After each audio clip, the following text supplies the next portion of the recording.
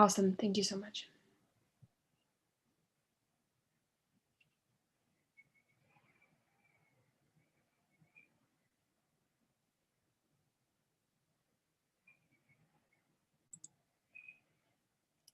So I'm putting the YouTube link in the chat in case you need it. Okay? Awesome. Thank you so much. Yeah. All right, so we're kind of on hold here, just waiting for Astra. Just to use this time productively. When we get back from the break, I'm putting the YouTube link in the chat in case you need it. I think that's YouTube talking back to me. Okay. I got that off. Sorry about that. That was an echo. So as we've discussed, there's no midterm and no final in the course, but I do ask you to produce a final project. And in the past, that has been maybe a 4 to 6 minute video. Some people have, in the last couple semesters, have done made it sort of a custom Instagram site, and then gotten people to come and on a particular theme, and then gotten an external audience or friends or family to come and share comments on that site. Some folks have done kind of a blog or something where they're publishing a series of posts that are sort of a diary or a narrative that has a sequence to it. That can be in writing, or it can be visual. Then we'll have a couple milestone deadlines where I'm asking you to sort of say, here's what I'm doing, show me some of your draft work. We'll have a class that will be just a workshop. And then when we come back after the first of the year, we've got I think 3 classes. And then the last 2 classes will be sharing that work and discussing it and kind of using that as the prompt for our Zoom conversation. Astra Taylor, here we are. Good morning, Astra.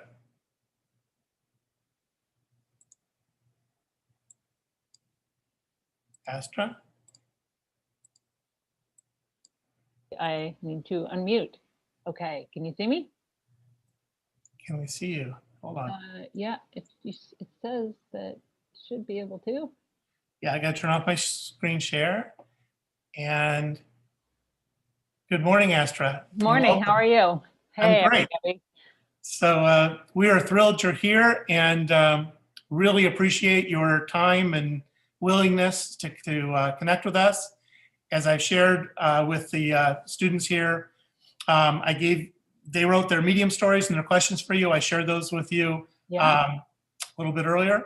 We have 2 students, Bruno and Nisrat, who are our classroom leaders today, and I'll turn it over to them to kind of take it away. Cool. Thanks for having me. Good morning, Astra. Morning. We want to thank you so very much for taking the time to talk with us today. Isra? Yeah, we really appreciate it. Thank you so much for talking to us.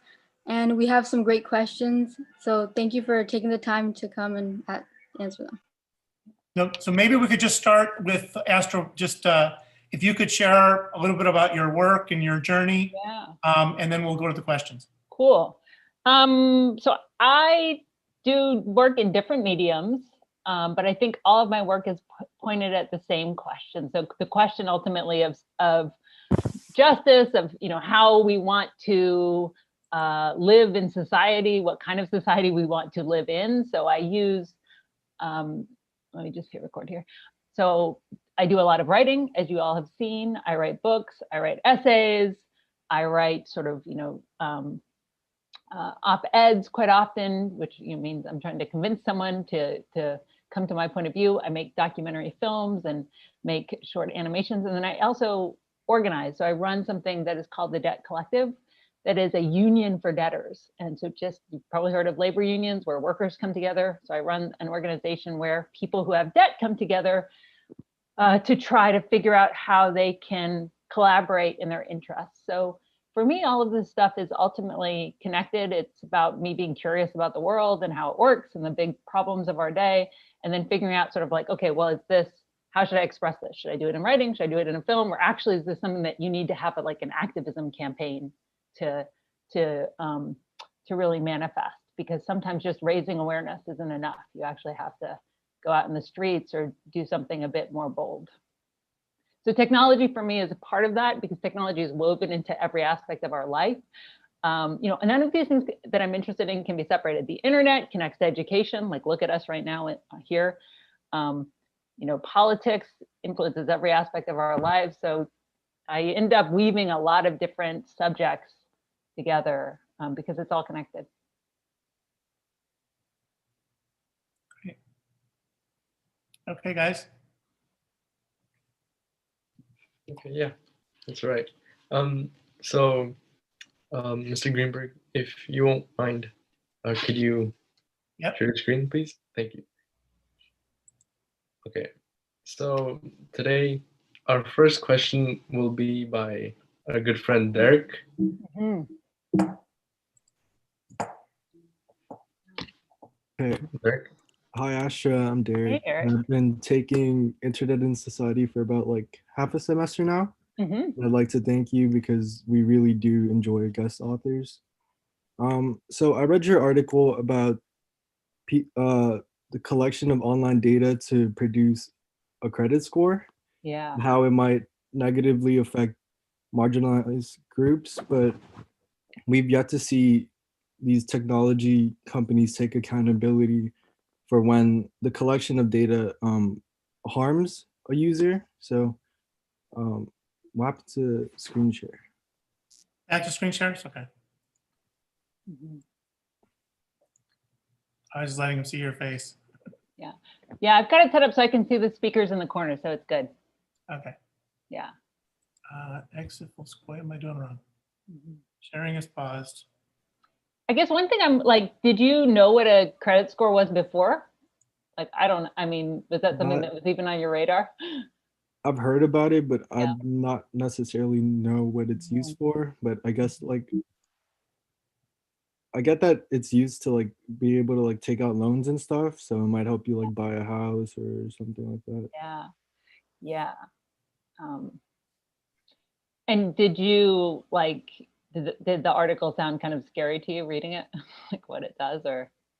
Um, yeah, because they're really like taking into consideration like all of your activity to Mhm. produce like this faux like credit score. It's not even that like remotely true. Yeah. Should I just start speaking, or is there something I'm waiting to see? No, that's great. Yeah, yeah. I had a question. Yeah. Just like kind of forget. Oh yeah. So is it is it reasonable to expect like a regulation of the online market, or should we just have to deal with like a kind of laissez-faire approach to it? Because there's not really like much accountability that these technology companies are taking. Yeah. So I mean, this is a really big question. So I'm going to try to be concise, y'all. So if I lose the thread, then just tell me. So I think it's interesting. The word credit originally, if you go back to its roots in Latin, it means trust. So the question of a credit score is who's trustworthy? And so basically, once you start like taking out loans, so like a lot of you will take out probably loans to go to college, right? Or get your first credit card, then whether you pay on time will be reported to these credit reporting agencies, and then you'll have your credit score. And that determines like the cost of borrowing money for you. So whether you want to get a mortgage later, if you have a bad credit score, you might not get a mortgage at all. You might get offered a really high interest rate. The problem, and I mean, so that sounds really reasonable. The problem is that the decks are really stacked against regular people. Often, like, there are just terrible errors on people's credit scores. A lot of the information is inaccurate. And there's, evidence that it basically, discriminates against people who are, tend to be low income, people of color. Sometimes if you have a bad credit score, you can basically, not be able to get a job or get an apartment. So it's like, is it really fair just because you missed a bill like a few, 5 years ago, that suddenly you shouldn't be able to find a job or get housing? So these scores end up being a kind of, they just end up like exceeding their true purpose. and the fact that there's all these errors is a problem. So these are, when I'm talking here about official credit scores, the problem is online, all these new tech companies have come up with something they call consumer scores, which is based on anything they can pick up about you on the internet. So like who your friends are, what your friends are buying, and then they rate you. And these new digital consumer scores, you don't have any protections. With the old-fashioned credit scores, you have some protections. You can kind of dispute something if it is really wrong and you can prove it. You can try to get things taken off. With these new digital scores, they're like in this murky territory where they haven't been regulated yet. And so that's what's worrying about this, is how will these consumer scores that we can't even see, let alone dispute or try to correct, how will those impact our lives? So it could impact like how much something costs, whether you want to get insurance, could impact what job postings you see, all of these effects that are really worrisome. So, you know, I think the question of, is it reasonable to expect regulation? I mean, yeah, I think in any decent, reasonable society, you'd be able to know what was being collected from you and how it was being used, and you'd have the right to correct it. Or you'd, even as a society, have a conversation and say, well, hold on, what kind of risks do we really want to be scoring for people for? You know, like what are the outcomes we really want? But right now, it's kind of the, you know, as a lot of experts say, it's like the Wild West of the internet, and these data brokers and these consumer scoring companies are just, yeah, really doing almost whatever they want. And so I think it's a big problem that could lead to even more economic instability and just people being like frozen out of goods and services they need down the road. So I think if we as reasonable people need to demand regulation and demand that there's more, not just transparency, but accountability for these data collectors. There's a lot going on that we can't see, and that's a huge part of the problem.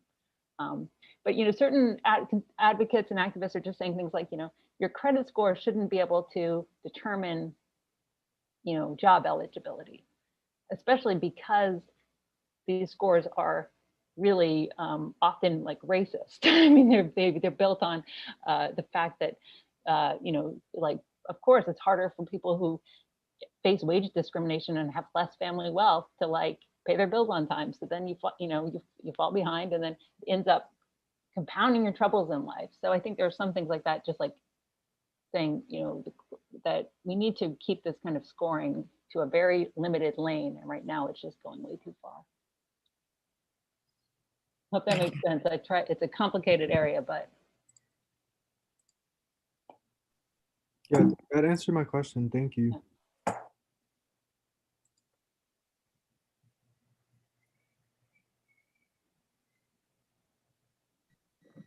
Hi, Astra. Hi. My name is Mariana, and thank you so much for joining our class. I read your article about Google and Yahoo's plan to reset the net, in which you talked about— That's a vintage, old time Yeah. article. Yeah. And you talk there about how nowadays technology companies, like, they profit off of our data collected on users, and why encryption is necessary in order to ensure our privacy. And this article really stood out to me because when we've been talking about surveillance capitalism in the class for a while now, and you discussed how constant surveillance is becoming more and more common, and that reset the net will actually be very difficult to achieve. So my question is, in this world of increasing ubiquitous surveillance, will people continue to be constantly watched and tracked, or is there a possibility that surveillance usage can be regulated in the future? Well, what do you think?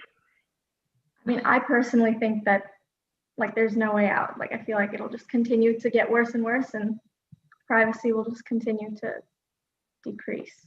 Well, I think one of the worrying things too is that privacy could become like a luxury commodity, right? Like it's something that only the rich can afford, or people with a lot of free time can try to use encryption in a really savvy way. So a lot of what drives my work in general is just worrying about inequality. We live in such an unequal society. So it'll be a question of, well, who can afford to have privacy, right?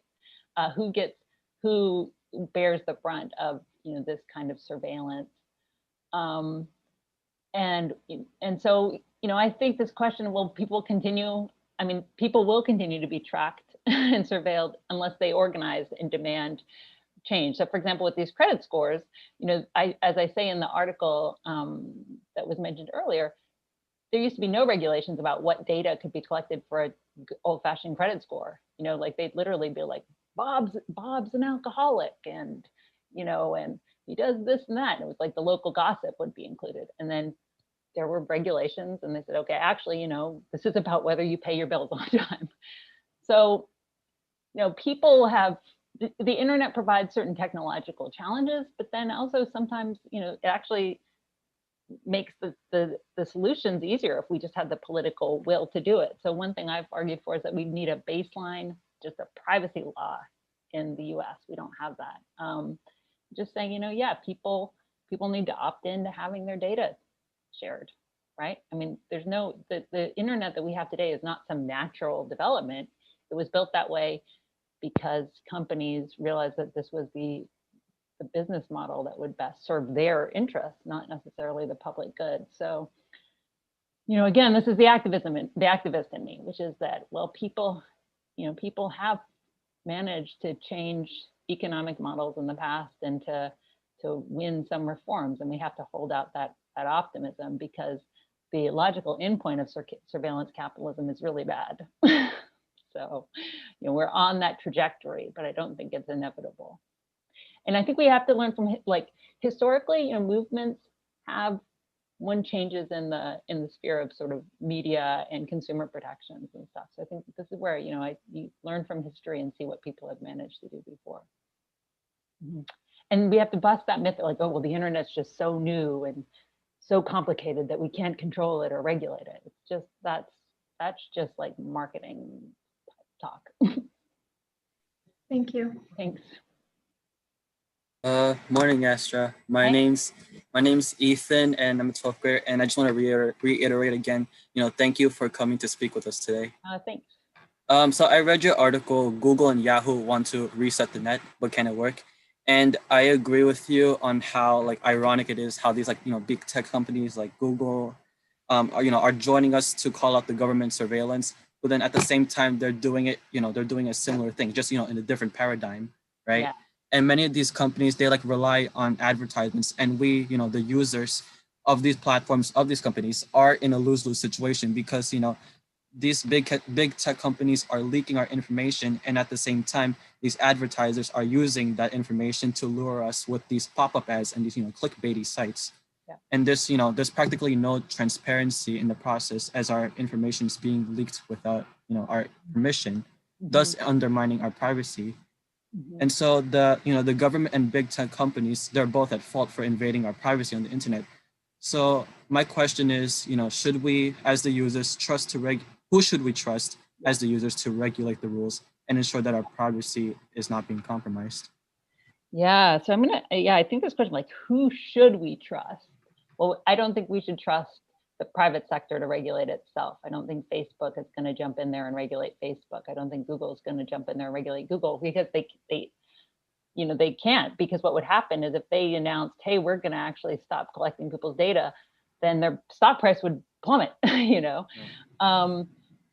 And the government, unfortunately, is, like, as we all know, corporate donors, private donors play a big role in influence politics. And so, they're not exactly unbiased, right? The regulations there's what's called the revolving door between Washington and the private sector. So for example, in the very first piece someone mentioned, I quote this woman who's a commissioner, I think her name's Julie Brill at the Federal Trade Commission. And she was really amazing when I spoke to her. She was like, we need this privacy law, we need these regulations. Well, her term ended, and guess where she works now? Microsoft, right? Oof. So I think what we need is citizens. This relates to my work on democracy. I made this crazy movie on democracy that came out a couple years ago. I actually think we should have an independent commission of just randomly selected citizens, randomly select 1,000 regular internet users, and let us decide. We should regulate it, because we're not biased. And we'd probably be like, I think our privacy is valuable. So, I think that we need to trust, we should probably trust users. I think that users would have some very good insights on, like, how the system should actually operate. And we need to figure out how to but right now the challenge is, well, how do you make the voices of internet users heard? Because internet users aren't organized. So just like said I was starting a debtors union, so the debtors have a voice. I think the users of the internet probably need a union of some kind. So we have a seat at the table in these negotiations, because right now, it's, even though we're the product, right? The whole thing is, we're right now providing all the raw material, the data, we don't have very much leverage. So I think there's, again, for me, so many of these things come down to organizing. You have to sort of figure out, it's great all these critiques are circulating, but internet users, and there's billions of us, if we got organized, you'd think we would be able to push for some changes. Thank you. Thanks.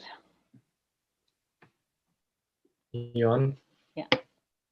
Yeah, hey, I looked at the same article and I had a pretty similar reaction as well. So like the fact that the Google and Facebook are siding with the anti-data collection activists, pretty ironic, because they themselves have amassed, most of their worth through data collection to fuel their own advertising businesses. And one thing that stood out was the fact that the article was written 6 years ago. And it seems that privacy intrusive data has only gotten, more concerning over the years. Yeah. And then I also noticed that you expressed some concerns about data collection by private companies, even though Reset the Net was mainly focusing on, government agencies.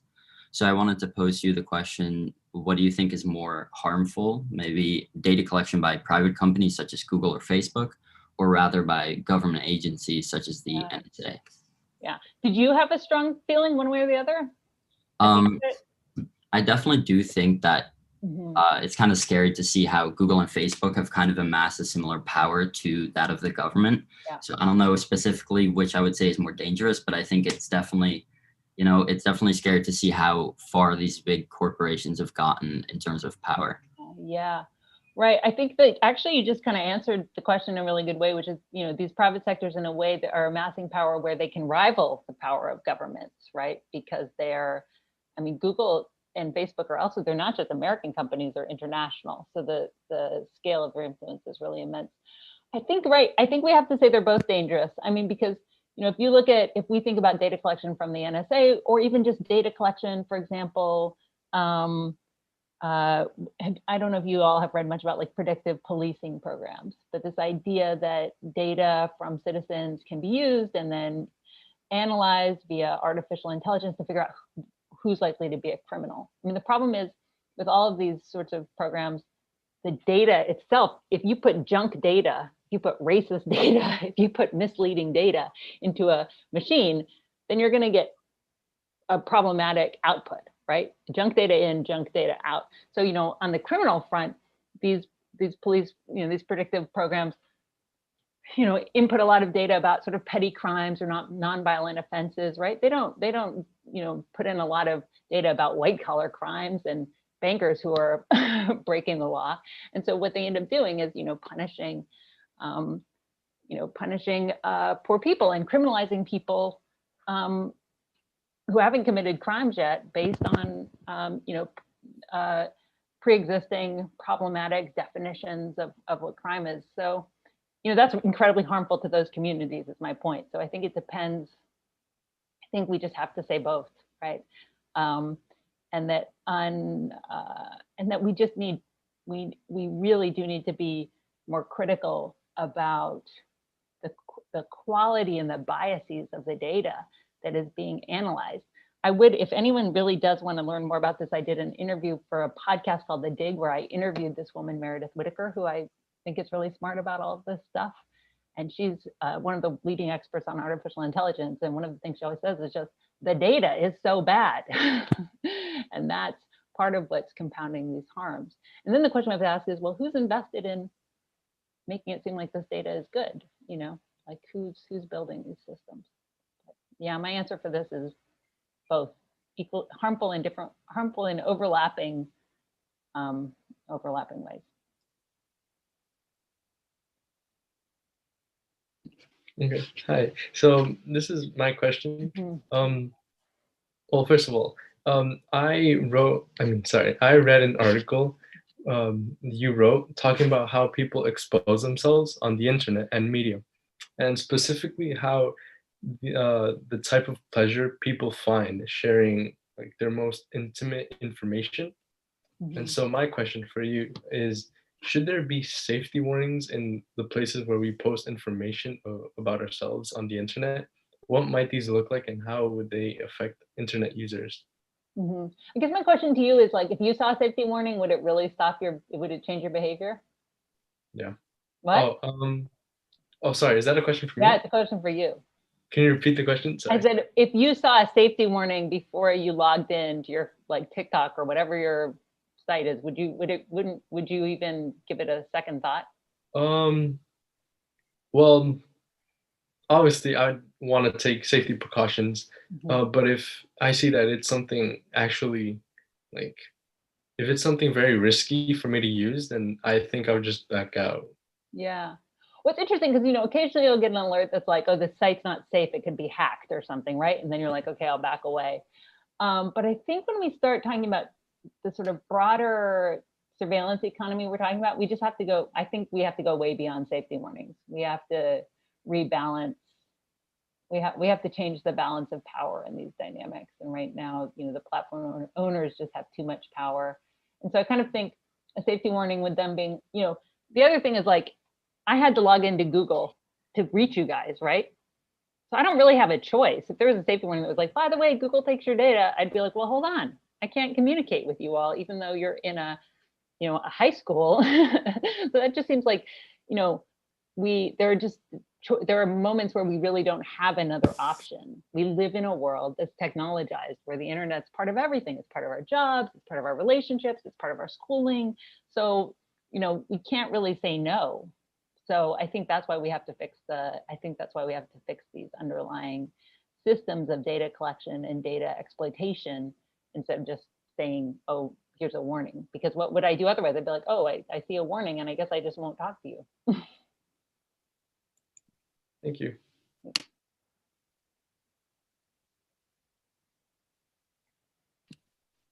Haley, are you there?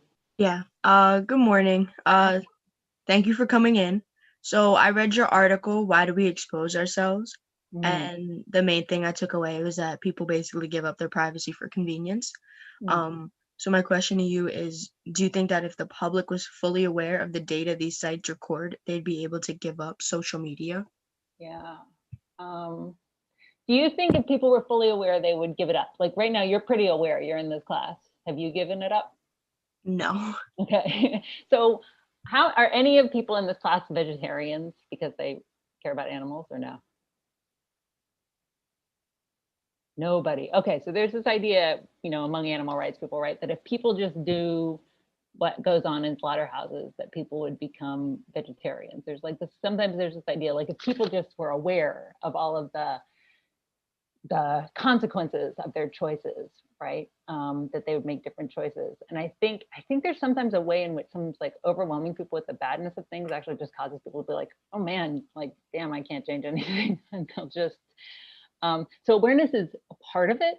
Again, I said earlier, right? Raising awareness isn't enough. You have to build the power to actually do something about that.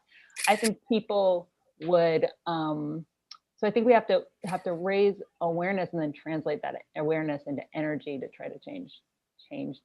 Because I think otherwise it's pretty overwhelming. I don't know, and that doesn't motivate people to change. Thank you.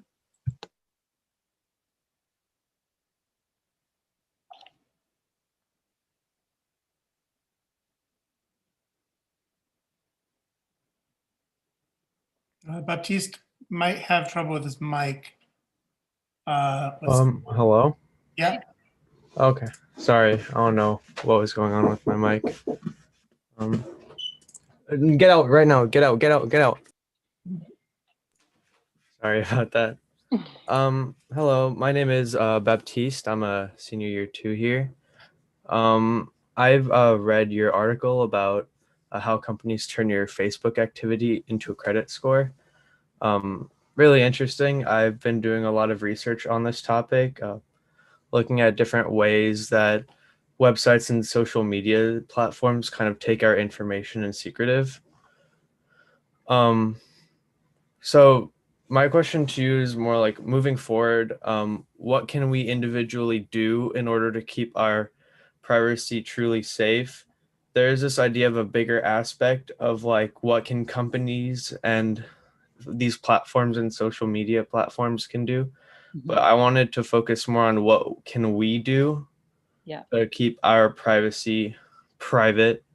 Yeah. And so at what price will we be able to actually feel secure and keep our information safe? Like what do we have to risk?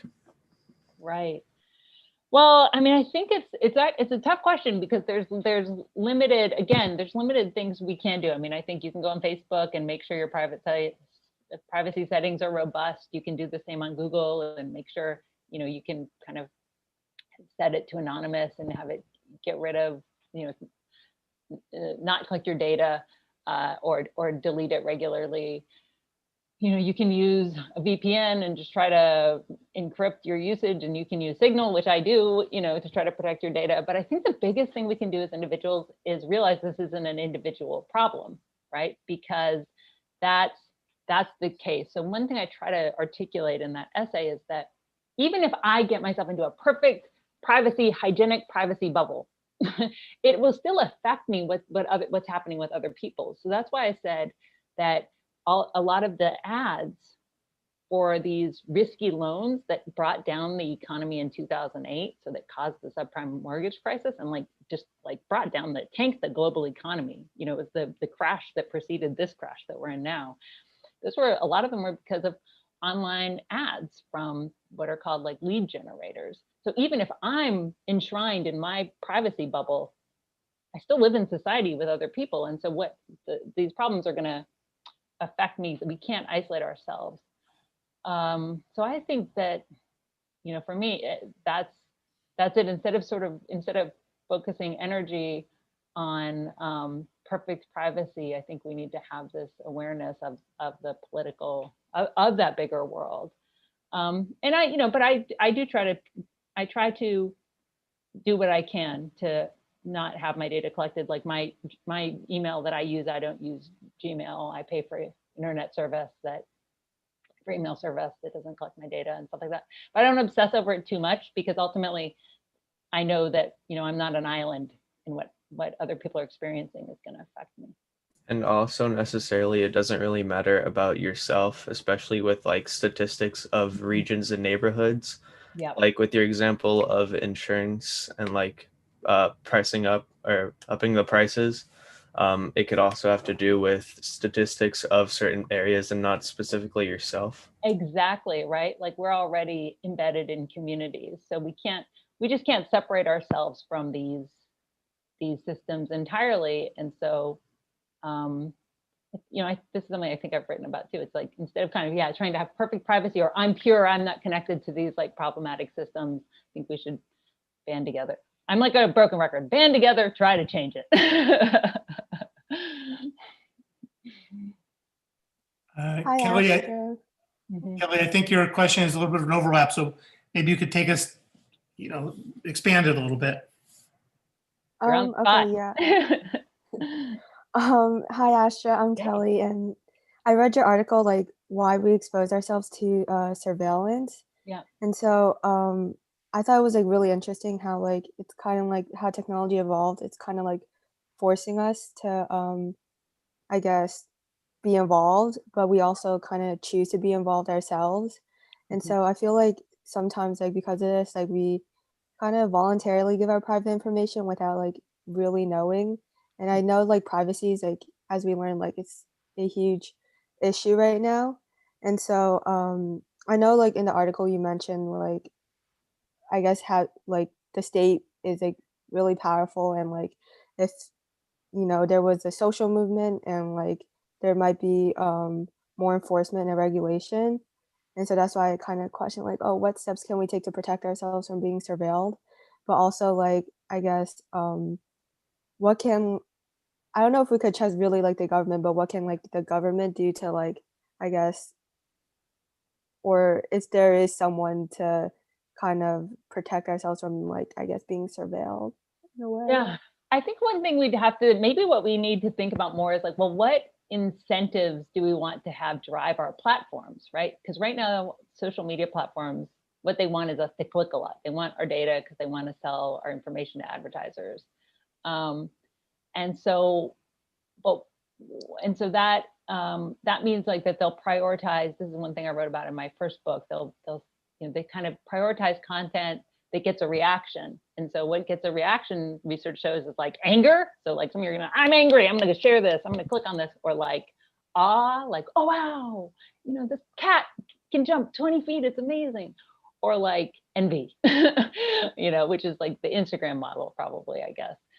And so I guess I'm, and so they dig into those. The algorithms kind of propel those emotions. And I guess my question that, we should think about is like, well, what would we prefer platforms like incentivize? Like what would a platform that, and it's not that they don't exist. Like people do try to make websites and communities and things with other, that serve different interests. But like, yeah, what would we like to encourage people to do? So for example, like the Debt Collective, which is this union for debtors I mentioned, we have an online platform that we built where the community forum is all about trying to, build collective power and share resources and stuff like that. So, you get badges and incentives for contributing to that effort. So, I think part of it is interesting, like how do we protect ourselves from surveillance, but also like, well, how would we build something from the bottom up that like just encourages a whole different set of behaviors? Thank you. Hi. Hey. So my name is Maya Dynamark, and I'm also a senior. I read your article, Canceling Student Debt Was Always the Right Thing to Do, Now It's Imperative, in which you focused on the urgency to cancel student debt, especially as our country faces what you coined as like a dual crisis with both severe health and economic aspects.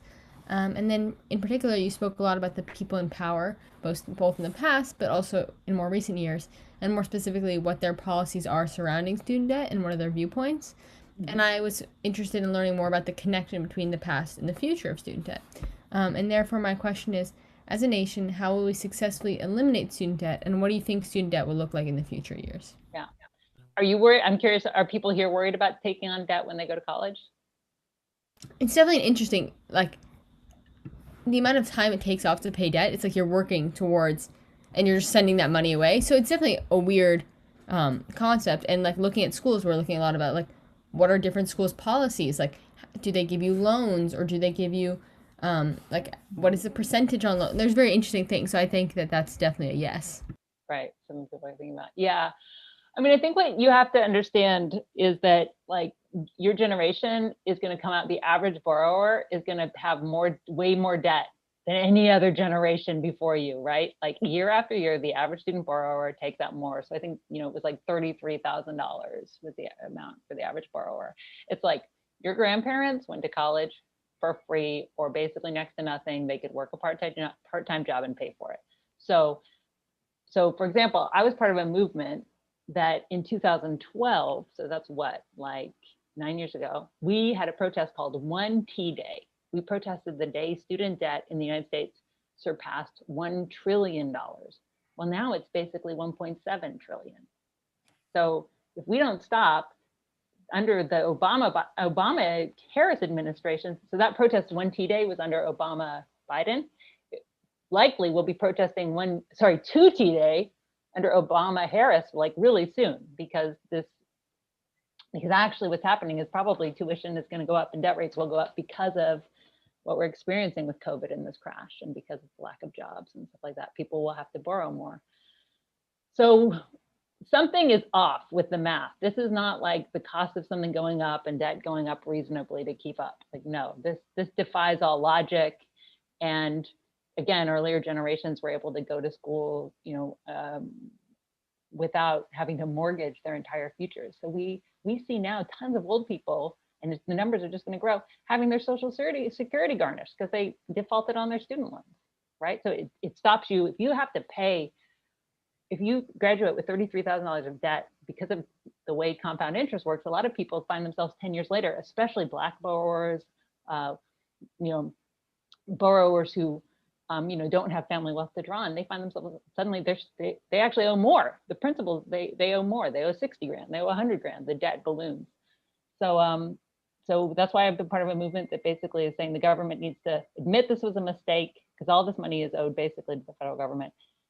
Say this was a policy failure, something went wrong, and cancel the debt, and then let's try to figure out how to fix this thing at the root, because it's a huge millstone hanging on people's necks. If you're trying to pay that debt, so you're not able to buy a house, you're not able to save for retirement, it'll affect your life, from here on out. So it's a big problem.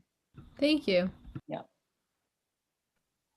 Hi again. Yeah. So my article was also focused on the same one as Maya's, which was about the urgency of canceling student debt. And what really stuck out to me was that how you emphasize that student debt isn't just a student's issue, it's a racial injustice issue, it's a class issue, and it's a system that makes vulnerable people more vulnerable and basically strips them away from their futures. And so I was wondering how we as students specifically can push for student debt cancellation, because it's something that we are going to have to deal with. So what can we do? Yeah, so organize. So that's why I started the Debt Collective with my friends. It's the Union for Debtors. We actually have won over $1 billion with a B, over $1 billion of debt cancellation. And we found out this legal power that the federal government has. It's called compromise and settlement. So we've written all these legal briefs and all this legal research that says the government can erase all federal student debt with a signature from the Secretary of Education. So we need people to join the movement. You can join, I think there's a group called Student Action that's more student focused. You can join the Debt Collective. You can just spread the word on social media saying, hey, federal government, we know you have this power, you need to use it. It's something that, again, if people don't organize, it's not going to happen, because Joe Biden, for example, he was doing the opposite. He's famous for passing a bankruptcy reform bill in 2005 that actually stripped student loan holders of their right to even discharge their debts in bankruptcy. So we need to hold down the other side of the equation. But you're exactly right that this is something that it doesn't just affect students, it has social consequences. It doesn't just affect young people. As I said, it affects a lot of older people. They lose their job, they end up going to college or going back to school, and then having debt impacts parents who are trying to pay for their children. And I want to just throw this out in case you ever hear it. Some people will say, oh, we can't cancel student debt because then, what if some rich people get their debts canceled? And so just always remember, like, the children of billionaires aren't taking on student debt to go to college. There's a natural limit there, right? It's like, if you're taking out loans to go to school, it's because you can't afford it. So I think that, at this point, we should just cancel it all.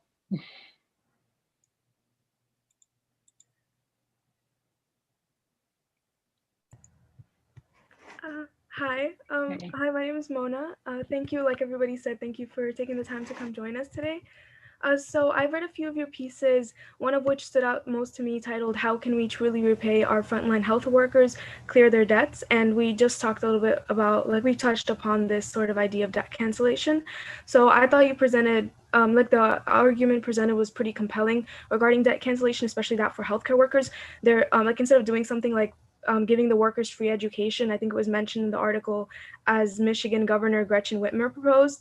So, at least in my perspective, I wholeheartedly agree, because these workers are out there every single day risking their lives, all the meanwhile, possibly caring for their loved ones, for themselves, and carrying this burden of student debt, which, suffice to say, is unfair and a solution that a problem that has a solution for it. Something about your article that really stood out to me, I want to make a note about it. It was the way you used real photographs of real people with real student debt.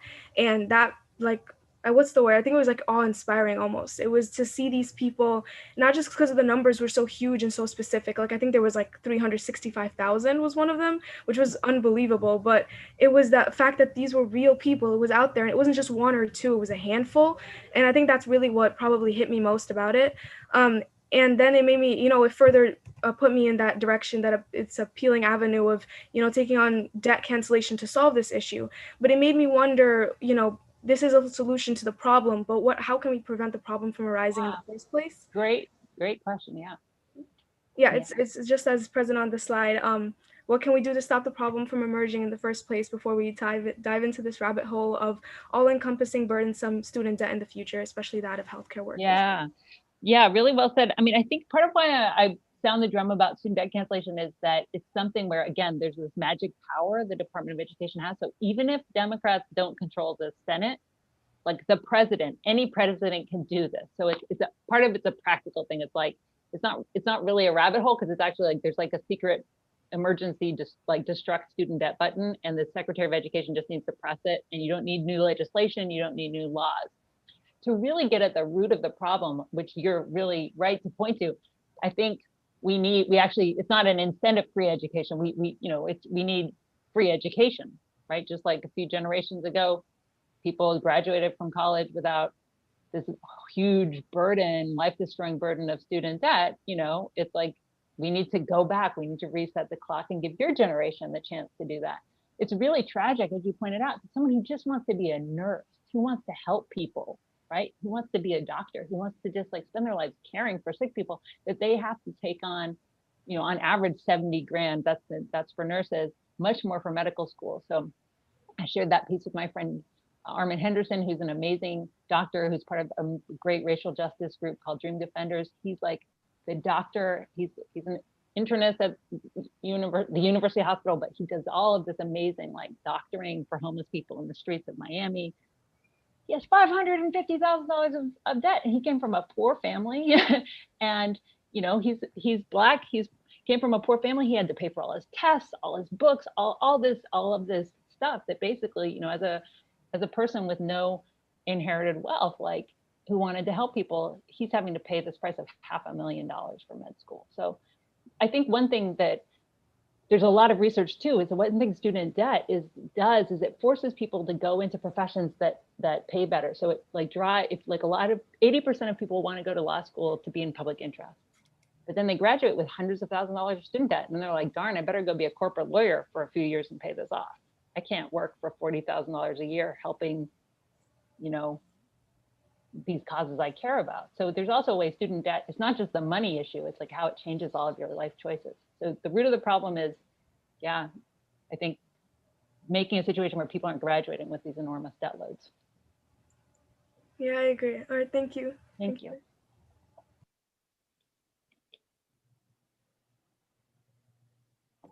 Hi, I'm a senior at Bard, and again, thank you for coming to talk to us. Like, I really enjoyed reading most of your articles, especially the one about the healthcare workers, the frontline workers, and the student debt.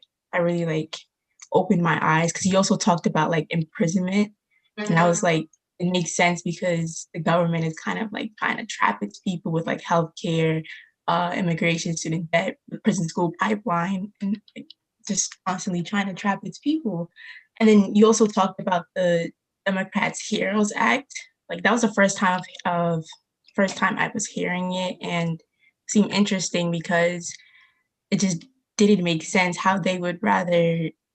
I mean, it made sense that they looked at people's how much they're getting paid, but they were only looking at the paycheck. They weren't looking at the student debt. Some of the workers had thousands of student debt and they weren't getting paid enough to keep up with it. Mm-hmm. So my question for you today is what affirmative action do you believe that the citizens of this country need to take in order for the government to properly aid its frontline workers? They're putting their lives at risk, especially during this pandemic, but they're not getting all the benefits that they deserve. Yeah, I think that's such a good question. I mean, right now, I think we need a program of cash to the people. Okay, what we have is a social problem that is not it's not anyone's fault, right? So coronavirus comes, and then to stay safe, we need to shut down the economy. It's not like everybody's being irresponsible. This isn't like, I mentioned the mortgage crisis from 2008. That was caused by the banks making all these bad bets and issuing all these risky loans, and then they crashed the economy. This is something where something outside the economy has this huge calamitous consequences, and is causing over 200,000 people have died and tens of millions of people have lost their jobs. So in a situation like this, why is there any moral problem with just giving people the money they need to survive and make it through this crisis. So I think we should have cash payments to the people coupled with debt cancellation, right? So, because otherwise, if you just give cash payments to the people, they're just going to use that money to pay off their debts. So that's what happened with the stimulus checks, is 30% of those stimulus checks just went to like pay bills. And in a moment of crisis, you know, we have to reassess everything. So, so I think that's what we need to do, is like, just, you know, pay people, give people money so they can be safe. And the thing is, the government made trillions of dollars available in the first month of the pandemic. And guess what debtors got their debts relieved? Corporate debtors. So I just wrote a long piece. It's in the New Yorker. It's up right now. It's called How Joe Biden Can Cancel Student Debt. But what it's really about is how all of these companies that had made really risky bets, the government, using our money, our public money, bought the bad debts of all these corporations and aided the corporate debt market. And so why do they do that and then not help regular people? So there's a huge double standard that I think we need to also be aware of. They're doing these affirmative interventions for the most powerful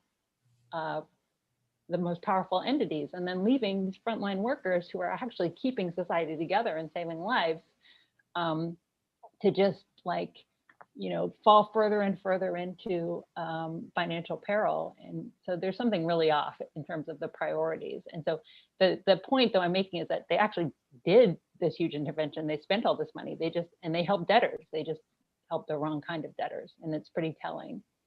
And it's, you know, pretty wonky, but basically, like, you know, there's lots that Biden can do, again, to help people, even if he doesn't have the Senate. And so that's why people need to organize. Thank you. Hi, Astra. Thank you for coming today. My name is Becky, and I'm a year 2 here at Bard.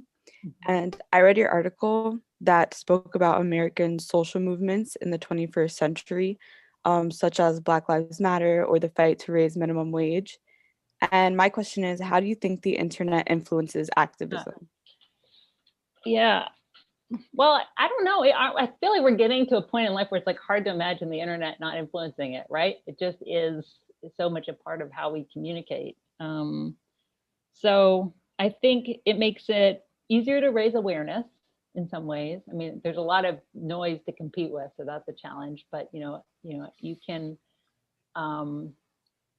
can spread information a lot easier than you could before the days of the internet, when you had to print things out and distribute them by hand and stuff like that. But I think that it underscores the need, though, again, to go back to this, like, how do you build actual power and move beyond raising awareness? Because we have these issues sort of pop off and then they dissipate and attention moves on. So I wrote a piece, not to give you all more to read, but a piece called Against Activism. And really it's a piece where I try to explore where the difference between activism and organizing is, like actually building coalitions that last, trying to wield real power and apply pressure, figuring out, well, where is our leverage? So for debtors, for example, our argument is that your leverage is that you can say, I'm not going to pay you, right? Just like for a labor union, the leverage is a worker saying, I'm going to go on strike. I'm actually not going to work, right? We have to find out those points of power. And so if we're just online, just being internet activists, what we're doing is leaving power on the table. We're not using the full set of tools that any successful social movement actually needs. Because sometimes you need to shut stuff down, you need to refuse to go to school, refuse to go to work, and disrupt business as usual. You don't really get change any other way. You don't get change by making good arguments or just having good data. That's just, sadly, it's not just about persuasion or popularity.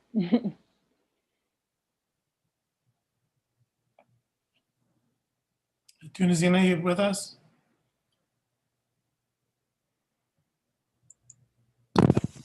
Caroline? Caroline's mic isn't working, so she asked me to read her question. How can we transform the global food system? What can we do to educate people on this topic? Yeah, wow, we're trying to move forward a little bit. Just we're going to run out of time. Yeah. Let's combine with Mateo here as well. So Mateo, ask this and we can kind of put these together. Sure. A call to stop eating animal products seems radical to most, given the response to COVID-19 guidelines. Would you still anticipate as willing of a response to this idea? And I had read your article that was talking about a transition to like an animal productless society, which you wrote kind of before COVID, and I thought that it was like kind of optimistic, and I was wondering if like your perspective on the willingness of people would change. Yeah, no, I'm a constitutional optimist. I'm always optimistic, but no, I think, COVID actually, again, this goes to the point that it's not just about having the sort of data on your side. I mean, that piece is about the fact that there are all sorts of rational arguments, if you're concerned about climate change, for example, if you're concerned about labor rights, to stop eating industrially produced meat, but especially if you're worried about pandemics, because COVID is what's called a zoonotic disease. It jumped from one animal species to humans, and that happened because of the fact that we are encroaching on the natural world more because we use so much land to produce our food, specifically to produce meat, and that actually the next pandemic is probably going to come out of a factory farm. I mean, this is what experts predict, because we have all of these animals and they're genetically similar, crammed into these spaces, like sometimes hundreds of thousands of animals, and it's like a breeding ground. It's a petri dish for disease. So if we want to not have another massive pandemic that could be way more deadly, way worse, then we need to address this issue. So I think it's something, I think what we have to do in this moment is just like start talking about that fact. I mean, Spanish flu, all of these Spanish flu, I mean, just influenza in general, HIV, Ebola. I mean, you name a disease and it's typically one of these zoonotic illnesses. So I think, I'm not optimistic that we're going to all suddenly change our food supply, but I think this is the moment where we have to start talking about it, because I personally don't want to live through another pandemic, and definitely not a worse one. And so I think, not eating, I mean, there's a reason we say avian flu, which is birds, right? Or swine flu, which is pigs. For me, I mean, and look, I'm a vegan, so I'm biased, but I'm like, I think not eating meat would be a small price to pay to not have a pandemic with a 50% death rate or something, which is what some of these plagues have had in the past. Thank you. Hi, Astra. I'm Brandon. I'm a year 2 at Bard, and I basically read your article on want police reform and charge rich people more for speeding tickets. So I overall thought it was like pretty interesting of a concept to like make the rich pay more for like speeding tickets, and it kind of branched off to like more progressive punishment and stuff like that. So my question to you would be like, would making the rich spend more for police tickets cause a chain reaction to where the rich just naturally have to pay more for a lot of things that like a lot of people pay for it like equally? Right, like, are you saying like then they have to pay more for food or whatever? Yeah, something like that. No, I think punishment is a special case, right? Because I think the thing is that if you're someone who if you're someone's who is poor and you get $100 speeding ticket, right? Then let's say you work for let's say you work for $10 an hour. That's 10 hours of your life. Whereas like for a rich person or a super rich person, that's nothing. And punishment, punishment is the domain of the state. And so there's something really wrong about punishment having this disproportionate effect. This relates to like bigger problems with the way our criminal justice system works and the way that our system of cash bail. So the fact that like people need to post bail to get out of jail. And so you end up having lots of people who have like not committed, they committed like nonviolent offenses, right? And they're just trapped, languishing in jail because they don't have like $500 to get out, right? Whereas like lots of people who commit really hideous crimes, if they're well connected or they're rich, they get out on cash bail. So there's just something really wrong with that. So my hope is that instead of it having this chain reaction you're talking about, what it would actually do is have a reaction where we'd have to be like, hold on, what are these systems of punishment even for? And then maybe lead to reform to some of these systems that basically just keep people locked up for the crime of being poor. And that's not what that to me is a huge problem. So no, I don't think it would trickle over to other aspects of the economy. I think it would force affluent people to like actually think about the inequalities of the system. right? Like, because if they were suddenly slapped with like a $1,500 speeding ticket, that would be, they might actually want to change things on a deeper level. And I just think it's interesting other countries do this. To me, I think it's interesting to think about the fact that the American system is not the only way. All right, Google, you want to pick it up?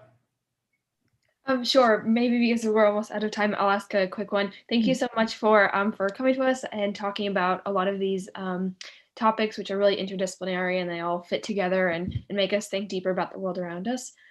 So I was curious to hear what you think we can do in schools to kind of prepare kids for being just critical thinkers about debt and also about like being safe on the internet and making sure that we're not giving all our data away, and how to take like individual responsibility for like we're putting out there and what the internet knows about us. So yeah, what do you think? What do you think about that? Yeah, I mean, I feel like you would know better than me. I like barely went to school, so I was unschooled as a kid. I feel like I have little, you know, I think to me, this is why I'm participate in, again, like activism and writing and filmmaking, right? It all begins with having kind of critical discussions. Like, hold on, why is the system as it is? Whose interest does it serve? And then how can we change it? And looking at history and looking at past examples where people have won change. So I think it's that, you know, it's that critical, to me, a critical perspective is just realizing that the world doesn't have to be the way it is, right? And that it's mutable, it's changeable, you know, is what it means to have like a critical education. And that's why, especially for educating people around issues of finance, you know, a lot of people have financial literacy and it's just about like, oh, how to pay your bills on time, don't eat avocado toast or don't drink that fancy coffee and pay your bills. I want us to zoom out and say, well, hold on, why is it that people have to go into debt for an education anyway? It wasn't always that way. So it's that meta perspective that I think we need. Awesome, thanks. Okay, so that was our last question. Thank you so much. That was a lot. Yeah. We definitely learned a lot, and it was a very broad range of topics, from surveillance to data collection to debt collection. And I think you've left us off with a lot to think about and motivated us to make change and, you know, form organizations. So thank you for that. Oh, thanks so much. Thanks for having me. I'm honored to have you all look. And you brought up articles I couldn't even remember I'd written. So that was awesome. We're so very thankful for your time and for everything you've taught us today. Thank you, Astra. Hey, thank you. It was perfect. Really terrific session. Okay, glad it finally worked out. Thanks for being, thanks for letting me finally do it. Okay. Really nice. All right, y'all. Okay. Bye. Bye. Bye. Bye. Thank you. So that was awesome, guys. You were on fire. I thought the members of this class really represented us well, and I appreciate and congratulate you on really thoughtful interaction. And Israt and Bruno, thank you for organizing and steering along the way. Very good. Well, I wish you all a good Thanksgiving break. We are in a troubled, complicated world. Many of us are not going to have the Thanksgivings that we had hoped, or the ones that we're hoping to have maybe next year. But whatever, rest and family and peace you can capture out of the next couple of days, I hope that happens for all of us. And we will return a week from today to continue our march forward. And thank you all again. Bye-bye. Have a good day. Have a good weekend. Thank you so much. much. You too. Bye. Have a good day. Have a good break. Bye. Thank you.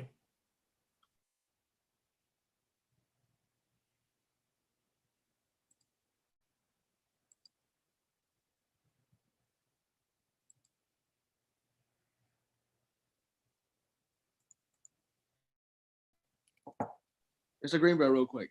Yeah. The assignment for the Medium story I did for Astra, you read it as missing is okay. now that I made it up. I'll give you full credit for it.